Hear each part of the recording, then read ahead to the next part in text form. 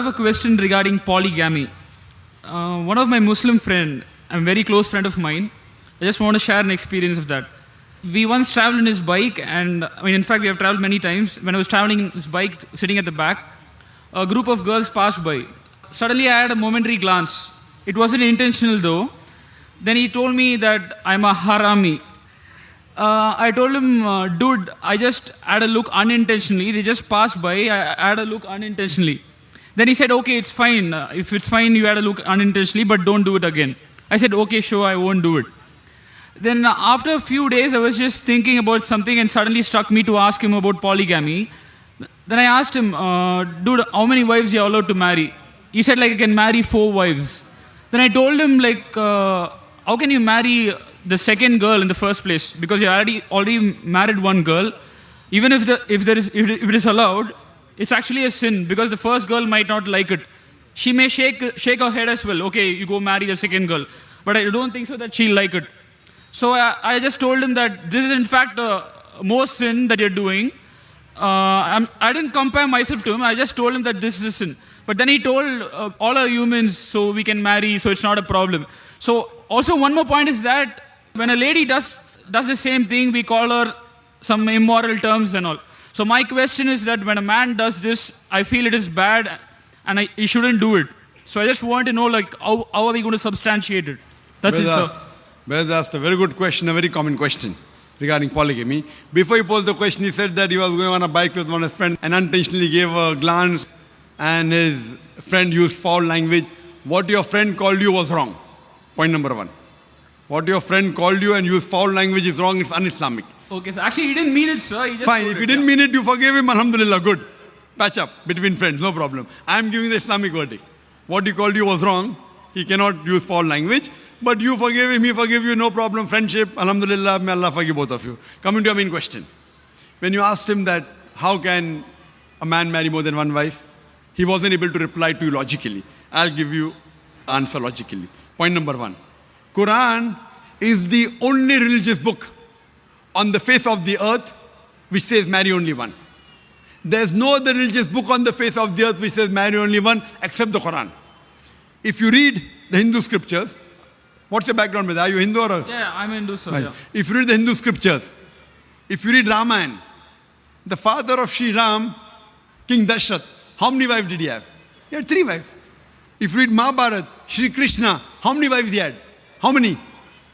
4? I know that more than one, that's it, sir.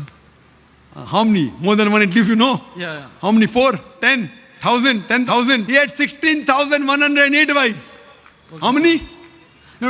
One more point here is that I'm not saying the Hindus did the right thing. No. Even I'm not saying they did the right. Yeah. I'm coming to the answer. All right, after I finish the answer, I'll come to logic also. I never said that you are saying Hindus did right. Yeah. I'm telling you, Krishna had 16,108 wives. And even after he had 16,108 wives, do you know who was Radha? Have you heard the name Radha? Yes, sir. Radha was his wife? Yeah. Wife? Actually not, but... Actually not. Even though he had 16,108 wives, Radha wasn't his wife. Now, what was she, we can discuss later on. Time doesn't permit us. But she was not the wife. How many wives he had? 16,108 wives. If you read the Bible, Abraham, according to the Bible, had 3 wives.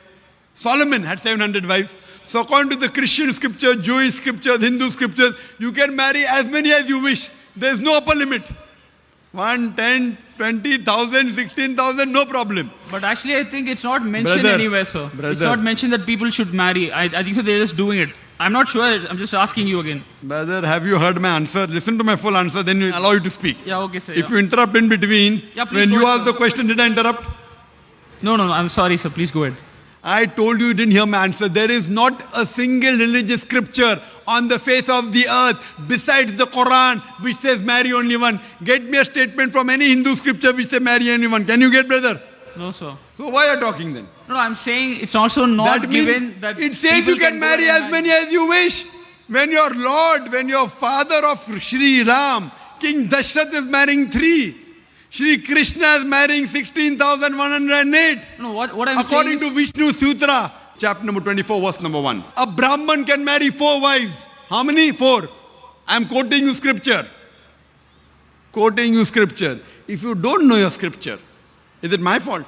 No, no, I'm not saying about that, sir. My question is, suppose it is given that people can do this, it doesn't mean that they shouldn't do this. And either ways, right?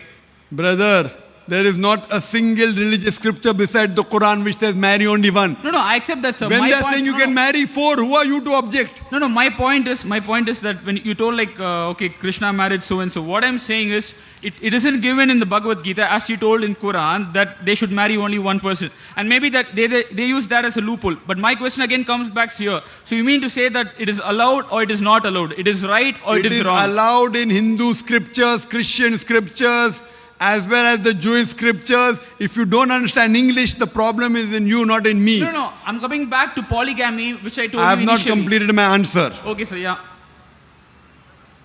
The problem is you are too impatient. No, no, no. Please go ahead, sir. Let me complete my full answer. I'll give you time to speak. Yeah, sure, sure. Yeah, And then I'll ask you everything what you say is wrong with Islam and I'll convince you, inshallah. yeah, okay, sir. Even if you have to stay till the morning. Sorry? Even if you have to stay till the morning, you and I. Yeah, okay, yeah, Even yeah. if you have to stay till the morning. Sure, sir, yeah. If the police does not give permission, we'll go in the room and talk. Great, sir. Fine, sir. Thanks a lot, sir. Please go. Yes, but you come to me, okay, afterwards. Yeah, sure, sure. Yeah, And we'll talk till you get convinced. Sure, with sir. each and every misconception you have about Islam. yeah, please go. I'll No, give you it's enough not, time. it's not a misconception. It's just a I'm doubt. telling you it's a misconception. Okay, sir, yeah. So no religious scripture. All the religions, they say you can marry as many as you wish. There's no upper limit. It is later on, the Jewish rabbi, Genshem ben Yehuda, he passed the synod in 960 C to 1030 C that Jews should marry only one. Till as late as 1950, the Jewish people living in Muslim communities known as Sephardic, they used to marry more than one. It is later on in 1950 that the chief rabbi of Israel, he passed a synod that Jews should marry only one. It is the Christian church which has put an upper limit that Christians should marry only one. According to the Bible, you can marry as many as you wish. When Abraham could have 3 wives, it never said he did a sin. When Solomon could have 700 wives, it never said it is a sin. So who are you and me to object? When the messengers are marrying many wives, it is an example we should follow. That means the other scriptures are encouraging. You marry as many as you wish. If you can't understand the language of the scripture, the problem is in you, not in me. In the Hindu scriptures, you can marry as many as you wish. It is the Indian government which passed a rule in 1954 and the Hindu Special Marriage Act that Hindus should marry only one. Otherwise, the scriptures say you can marry as many as you wish.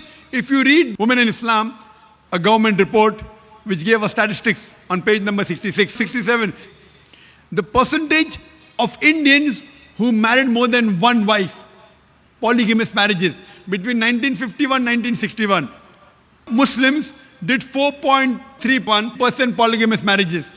Hindus, 5.06. So in India, more Hindus are marrying more than one woman than Muslims. Though the Indian government gives permission for Muslims to marry, to the Hindu it is not allowed. Imagine if the government gives permission for Hindus to marry more than one wife, what will the percentage be? I don't know. Now coming to the logical aspect. What does Islam say? As I mentioned, the Quran says in Surah Nisa, chapter number 4, verse number 3, marry women of your choice in 2s, 3s or 4s, but if you can't do justice, marry only one. This statement, marry only one, is only given in the Quran and no other scripture. It says, marry women of your choice in 2s, 3s or 4s, but if you can't do justice, marry only one. So marrying more than one wife in Islam is not compulsory, it is optional. But if you marry more than one wife, and if you can't do justice between them, then you're in trouble. Let's try and analyze what are the logical reasons why Islam allows a man to have more than one wife. I can understand by your question, you are neither follower in Hindu religion, neither Christian, neither Muslim, correct? I just think that love is God, sir. That's it. Love is God. What is love is important first. Yeah. If you don't know the definition of love, No, no, sir. where is Please the go ahead, question sir. of God? First I'll talk about polygamy, then I'll talk about love. Yeah, sure, sure. Logical reason why Islam permits a man to have more than one wife. By nature, male and female are born in equal proportion. But when you ask any pediatrician, a doctor of the children, he will tell you the female sex is a stronger sex medically as compared to male sex. So in children age group itself, there are more deaths among male children as compared to female children. So in pediatric age itself, there are more females as compared to males. As life goes on, that takes place due to wars, due to accidents, due to alcoholism, drug addiction. More males are dying, more men are dying as compared to females and women.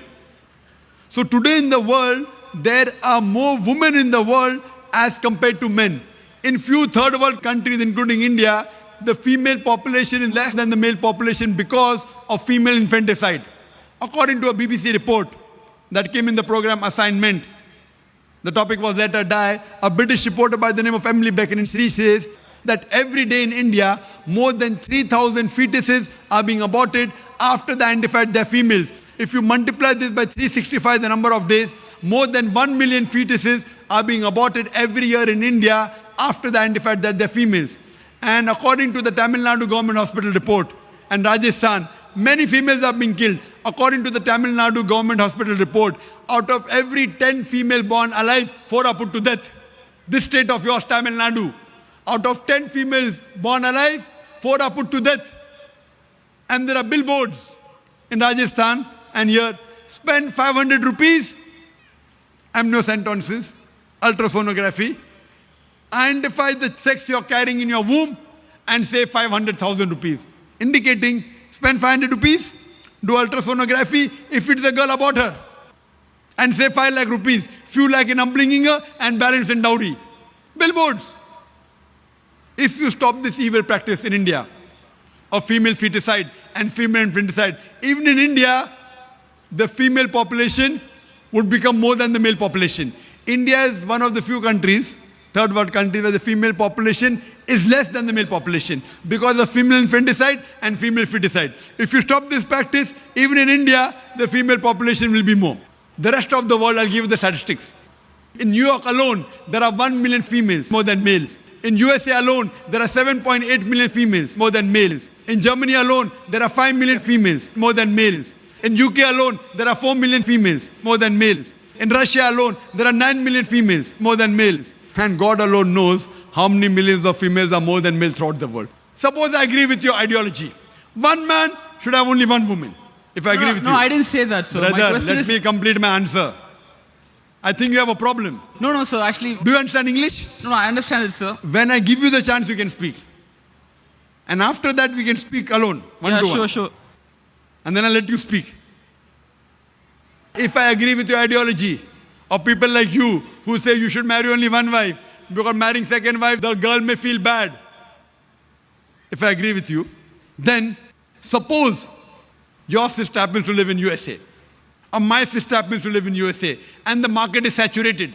Every man has found a woman for himself. Yet there will be 7.8 million females who will not find husband. And I suppose your sister happens to be one of the 7.8 million females who have not found a husband. Or my sister happens to be one of the 7.8 million females in USA who have not found a husband. The only option remaining for her is that she either marries a man who already has a wife or becomes public property.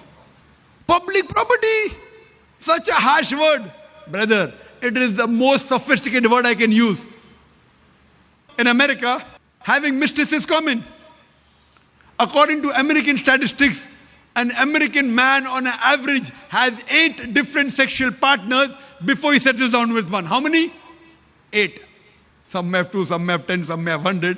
Average is 8. And after marrying, how many sexual partners they have? The statistics not mentioned there. 8. Having mistress in America is common. 1, 10, 20. Having more than one wife doesn't go down the throat. When you are a mistress, when a woman is a mistress, she gets no rights. She's degraded. She's dishonored. When a woman becomes the second wife of a husband, she gets the honor. She gets the rights. And she's dealt with honor and with grace. I agree with your question, brother. That no woman would like to share the husband. I agree with you. I agree with you totally. No woman under normal circumstances would like to share the husband. But the Islamic Sharia says, let a small loss take place to prevent a big loss.